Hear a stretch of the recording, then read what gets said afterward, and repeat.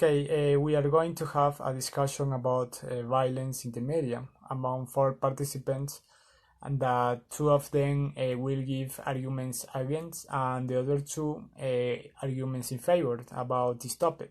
Okay, let's get started. Okay, first, the biggest problem with media is that there are few educational content that teach children basic elements of learning. And what I'm trying to say is that there are more explicit content where violence is normalized, and the problem is that children like to watch it, which is terrible, and the parents being responsible because they let children watch this type of content.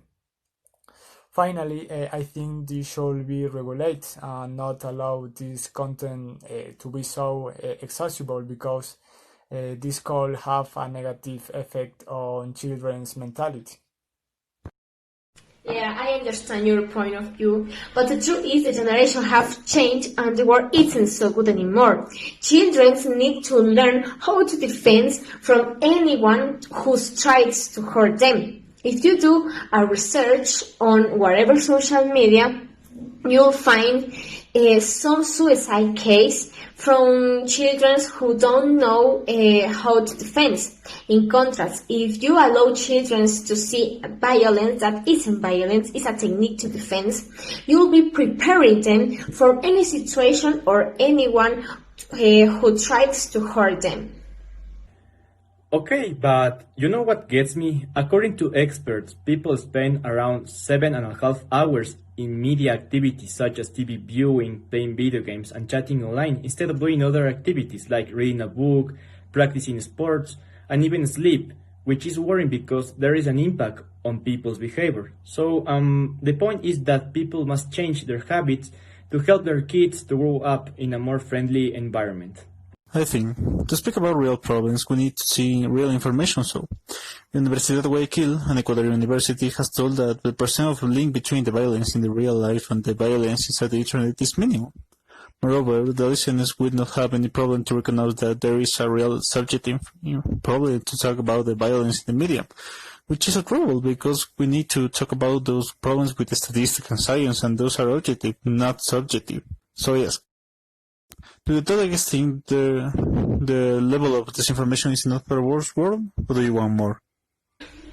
Now, if we see it differently, it's a violence, don't exaggerate. It's a method of defense that many of us must learn because it's part of daily life as we see it wherever we go. Besides that, we have a lot of frustration, and that is a good strategy to remove it and don't repress it, because if you repress the frustrations, your health it hurts.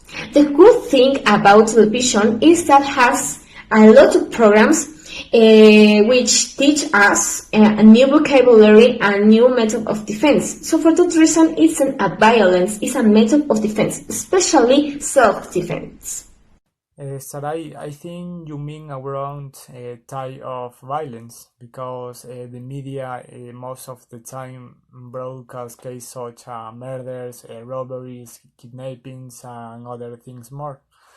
The point is that several people like to see this, and the media being responsible for providing this content that doesn't contribute anything to society. And this type of content impacts on people because they are less and less sensitive. And this is the reason why I believe that the media should change, promoting important content that contributes to the people who want to be informed. Nice, delegate, but to have a criminal behavior, delegate, I think there is an enormous chance between the theory facts and the empirical facts. And I'm telling this because I think you are confusing the theory and the reality. Sure, you can tell about theory things, but the reality is more complex. The mechanisms are not the same, and the profundity is not the same too. So I will request you more please with your information, please. Another issue in the media environment are the video games and the influence on teenagers. In fact, they spend around 13 hours a day playing video games. And there's a link between a violent behavior and playing video games, especially when people assume the role of aggressors and soldiers in shooting games, on which most of the games are based today. And there's a problem because people can have a criminal behavior from a very young age due to the content to the media to which they have access today. And that is all. Thanks for your attention and good afternoon, Miss.